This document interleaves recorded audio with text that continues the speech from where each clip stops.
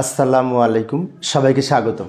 ICT বিষয়ের আমরা যখন এই যে ডিজিটাল ডিভাইস অংশ আলোচনা করি, সেক্ষেত্রে এই কুমিল্লা বোর্ড 2024 সালে যে সৃজনশীল প্রশ্নটি এসেছিল, এই প্রশ্নটির সঠিক সমাধানের চেষ্টা করব।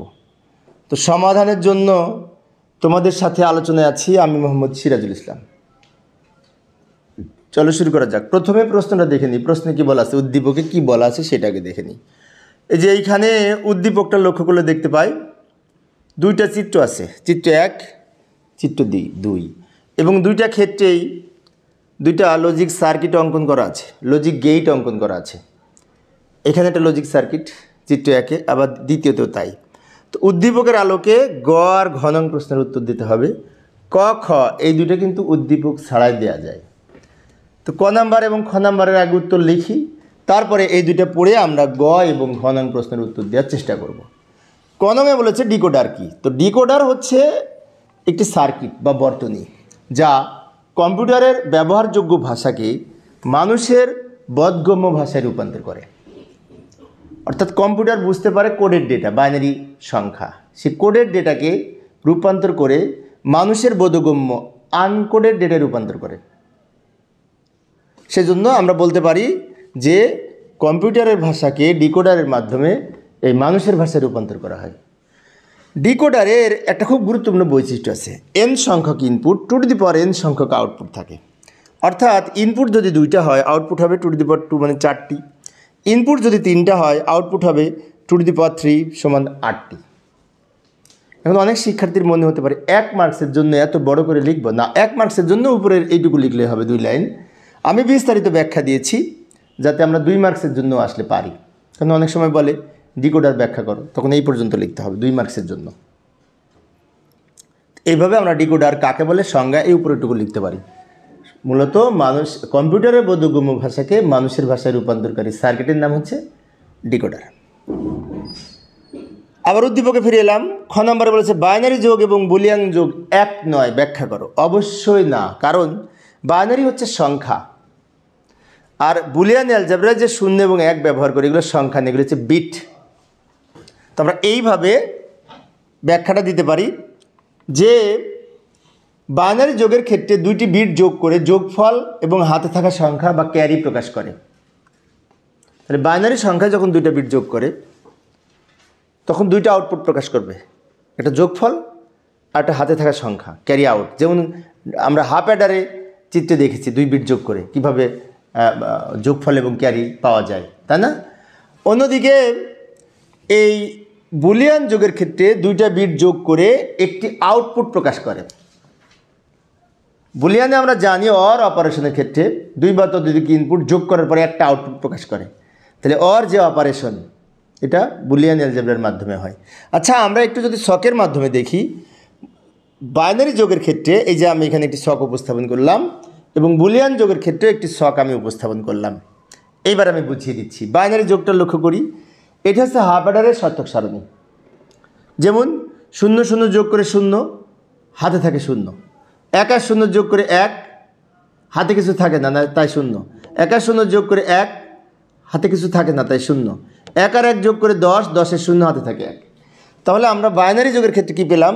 একটা যোগফল পাচ্ছি, একটা ক্যারি আউট পাচ্ছি। সেজন্য বলা হয়েছে বাইনারি যোগের ক্ষেত্রে 2টি বিট যোগ করে একটা যোগফল প্রকাশ করে আর হাতে থাকা সংখ্যা প্রকাশ করে। অন্যদিকে বুলিয়ান যোগের ক্ষেত্রে যায়, বুলিয়ান যোগে 0 আর 0 যোগ করে কিন্তু 0 হয়। তাহলে এখানে হাতে কিছু থাকছে না, একটি আউটপুট প্রকাশ করছে। আবার 0 আর 1 যোগ করে 1, 1 আর 0 যোগ করে 1, 1 আর 1 যোগ করে 1, কারণ 2টি ইনপুট সত্য হলে আউটপুট সত্য অর অপারেশনের ক্ষেত্রে। তাহলে এই যে আমরা লক্ষ্য করে দেখলাম বাইনারি যোগ এবং বুলিয়ান যোগ এক নয়, একটু পার্থক্য আছে। আমার সামনে যারা আছে তোলা হয়েছে, উদ্দীপকে ফিরে যাব। এই যে আমি আবার লাস্টে বলে দিলাম 1 আর 1 যোগ করে বাইনারিতে 10 হয়, কিন্তু বুলিয়ানে 1 আর 1 যোগ করে 1 হয়, তাই না? আচ্ছা, এই যে গ নাম্বারে কি বলেছে, উদ্দীপকে আবার ফিরে এসেছি। চিত্র 1 এর সরলীকরণ মান বের করো। চিত্র 1 হচ্ছে এইটা। এই চিত্রটা আমরা অঙ্কন করব, এখান থেকে একটা সরলীকরণ মান বের করব। যাই সমাধানের চেষ্টা করি। তো সমাধানের জন্য প্রথমে উদ্দীপক চিত্র 1 আমরা এখানে লিখে রাখলাম। আমরা এইভাবে খাতায় লিখে নিব, আমার সামনে যারা আছে খাতায় লিখে নাও।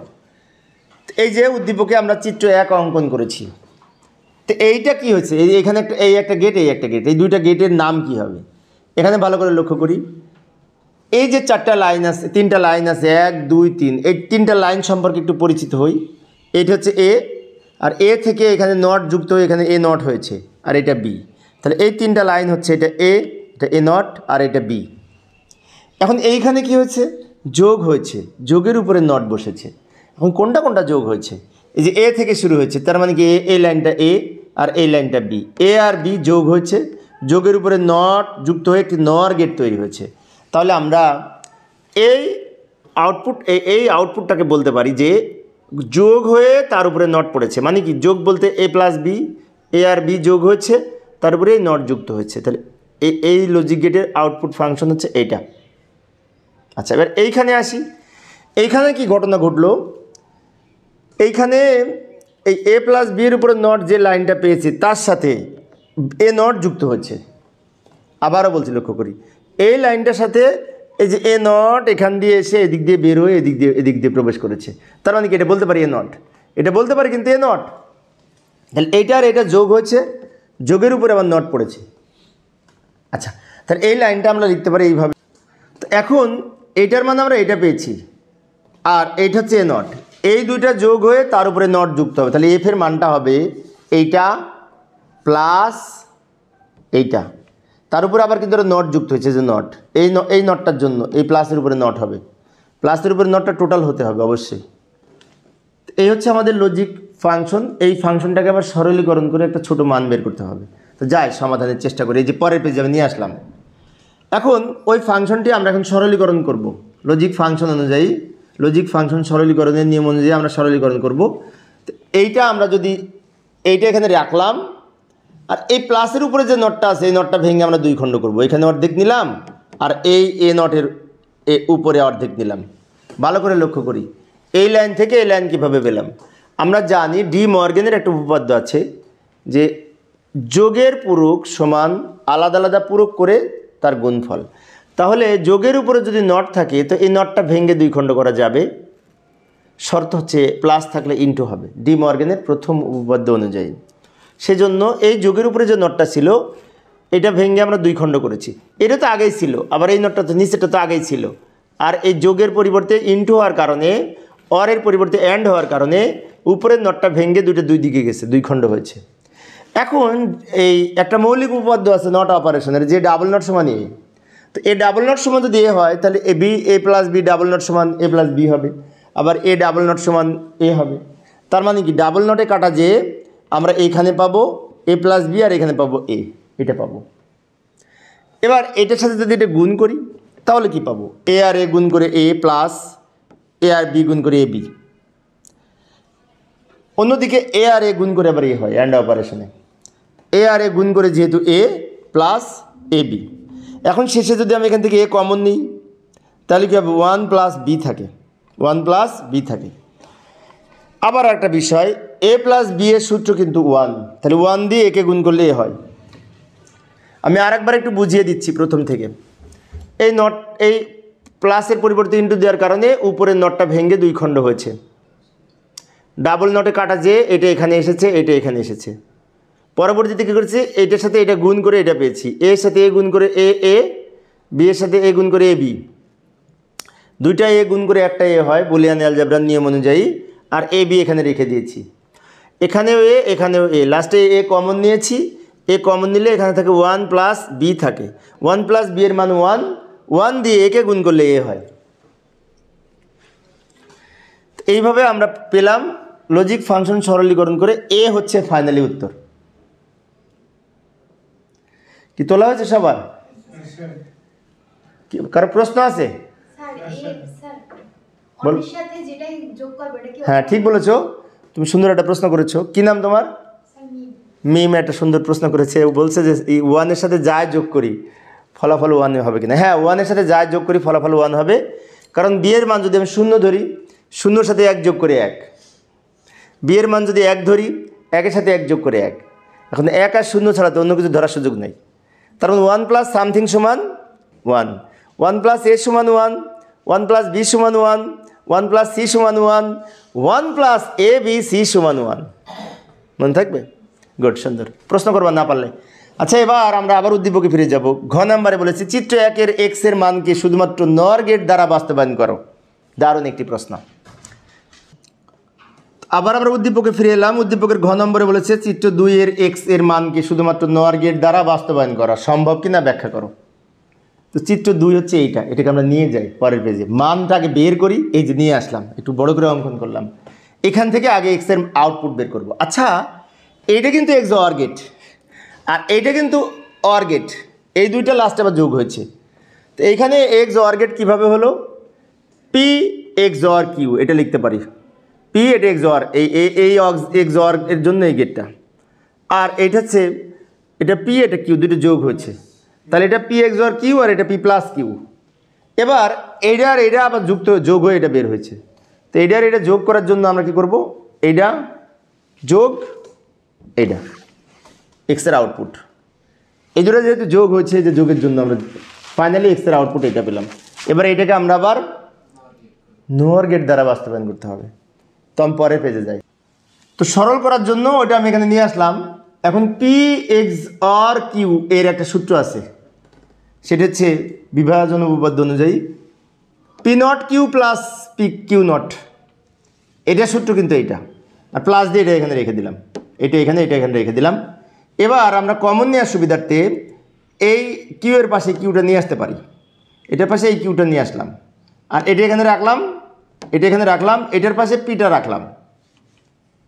এখন এই দুইটা অংশ থেকে কিউ কমন নিব, কিউ কমন নিলে থাকে পি নট প্লাস 1,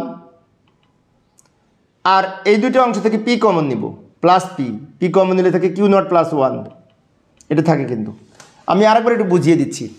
এইটার মান এইটা বিভাজন উপপাদ্য অনুযায়ী, আর এইটা এখানে রেখে দিয়েছি। পরে এইটার পাশে কিউটা নিয়ে এসেছি, আর এইটার পাশে পিটা রাখছি কমন নেওয়ার সুবিধার্থে। এখান থেকে কিউ কমন নিলে পি নট প্লাস 1 থাকে, এখান থেকে পি কমন নিলে কিউ নট প্লাস 1 থাকে। এখন কিউ পি নট প্লাস 1 সমান 1, কিউ নট প্লাস 1 সমান 1। তাহলে আমরা লিখতে পারি যে এই Q into 1 plus P into 1।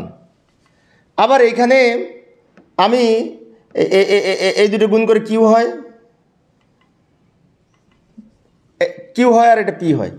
তো আমি কী করলাম, পিটা আগে নিয়ে এসেছি, কিউটা পরে নিয়ে গেছি, আগে পরে নিয়ে যাবে, সমস্যা নেই। আবার বলি, এটা এক লাইন বাদ দিছি আমি, কেন এখানে একটা গেট আঁকবো সেই জন্য। এটাকে গুণ করলে কিউ হয়, এটা গুণ করলে পি হয়, কিউটা পরে নিয়েছি, কিউটা আগে নিয়ে এসেছি, যেমন পি কিউ পি আগে। এবার এইটা দ্বারা যদি নর গেট অঙ্কন করতে চাই, আমাদের বলছে নর গেট দিয়ে বাস্তবায়ন করতে। এখন অরের উপরে কিন্তু নট থাকা লাগবে, অরের উপরে নট থাকতে হলে আমাদের ডাবল নট দেওয়া যাবে, একটা দেওয়া যাবে না। তাহলে এখানে আমাদের এই যে পি প্লাস কিউ এর উপরে ডাবল নট দিতে হবে, একটা দেওয়া যাবে না। ডাবল নট দিলে আমরা এখন বাস্তবায়ন করতে পারবো। পি আর কিউ লিখে সেটাকে আমরা নর গেট দ্বারা বাস্তবায়ন করব। এখন অরের উপরে নট মানে নর গেট পেয়েছি। এইবার এই যে পি আর কিউ দুইটা আমরা ইনপুট নিলাম, প্রথমে একটা নর গেট অঙ্কন করব। এই যে লাইনটা বের হলো, এটা P plus Q, P R Q দুইটা যোগ হয়েছে, যোগের উপরে নট পড়েছে। তাহলে এই লাইনটা বলতে পারি পি প্লাস কিউ এর উপরে নট। আবার এই পরের নটটা দেওয়ার জন্য এইটাকে এক্সটেনশন করে একটা লাইনকে আমরা দুই দিকে নিয়ে এখানে আরও একটি নর গেট তৈরি করতে পারি, এই উপরের প্লাসটার জন্য, ওই উপরের নটটার জন্য, ওই উপরের নটটার জন্য। এইখানে আরও একটি নর গেট তৈরি করলাম। এই যে আউটপুটটা বের হলো, এটা হচ্ছে পি প্লাস কিউ, এই একটা নট আর এই একটা নট, ডাবল নট। তাহলে আমাদের এখানে যে আমরা গেটগুলি অঙ্কন করলাম, অরের সাথে নট, অরের সাথে নট, সবগুলো হচ্ছে নর গেট। তো প্রিয় শিক্ষার্থী বন্ধুরা, আজকে ক্লাসটি লম্বা হয়ে যাচ্ছে, আমি এখানেই টানতে চাচ্ছি। পরিশেষে সবাই ভালো